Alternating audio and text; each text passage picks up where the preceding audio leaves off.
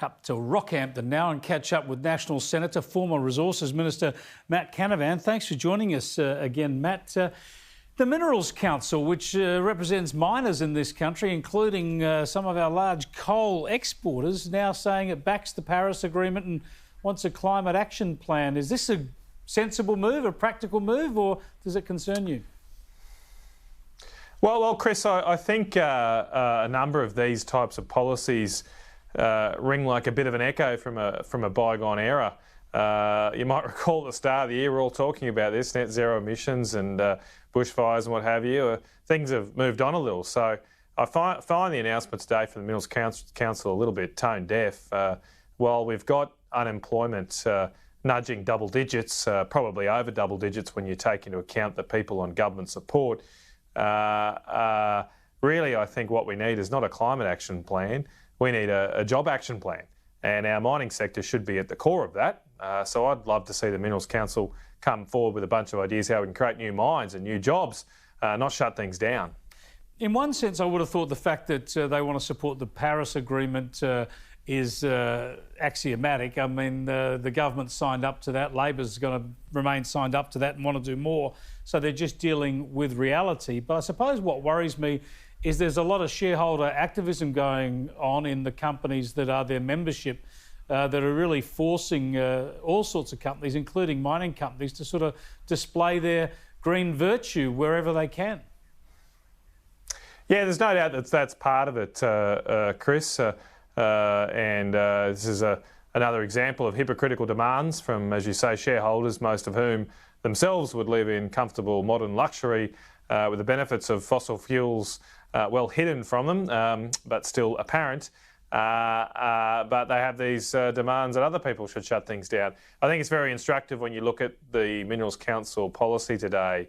What they've said is they want to achieve net zero emissions here in Australia. They don't say when by, but only here in Australia. I mean, you can't, because by definition, the mining sector right now would not be able to achieve net zero emissions around the world. You still need diesel to drive the trucks. You need electricity to run the crushing plants at the mine site. And the only reason you can do net zero while the rest of the world is not is because you net it off by paying other countries for your sins. It's like a modern version of indulgences. And it doesn't really do much for the environment, but can make those who make a lot of money, which our mining industry does, maybe sleep at night.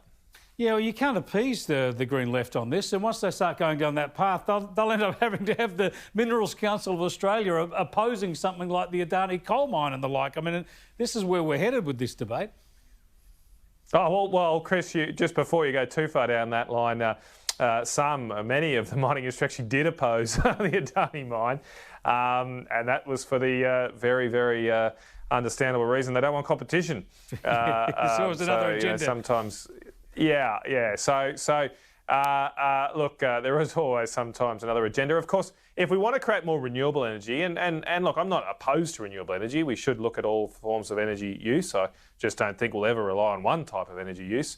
The mining sector is key to that too. You cannot create a wind turbine. It takes hundreds of tons of concrete. You need coal and iron ore for that. You need steel for a wind turbine. You need quartz for solar panels. That's the little crystals that go into a solar panel. You need the mining industry for that. And of course, for electric cars, geez, you need a lot of mining for electric cars because the cobalt, the nickel that goes into batteries is really important. And it's best if those things are mined here because we have better environmental standards. I fear what will happen is these hypocritical greenies will drive their electric cars. They'll just force the mining industry out from Australia and over to countries like the Congo, where there's effectively some forms of modern-day slavery occurring and very, very poor working conditions and environmental practices to boot. Speaking of Green lefties, the newest Green senator will be Lydia Thorpe from Victoria. She doesn't like the name Queensland, obviously not a monarchist, and she thinks that this is a hark back to the colonial past and it should be changed. What do we change it to, President Land or Green Collective Land? Republican land, perhaps, I don't know. But look, I think Lydia's going to fit right in, Chris. I think she's going to fit right in to the Australian Green. She looks like a perfect pick. I can't wait for her to get down here and keep saying crazy things like this, because it's kind of my bread and butter, if you like, up here. But there's no doubt that people here in Queensland were scratching their heads on the weekend when a not yet Victorian senator, soon to be Victorian senator, thought it would be a good idea to change the name of our state. You reckon she should change the name of Victoria first? Well, I did suggest, well, you go first, so then we'll think about it. And I just suggested as a Queenslander, maybe Mexico would be a good name for Victoria, because at least it would reduce confusion. But, you know, in all seriousness, both our states, Victoria and Queensland, we've achieved remarkable things as states. We've built an amazing country, built incredible wealth.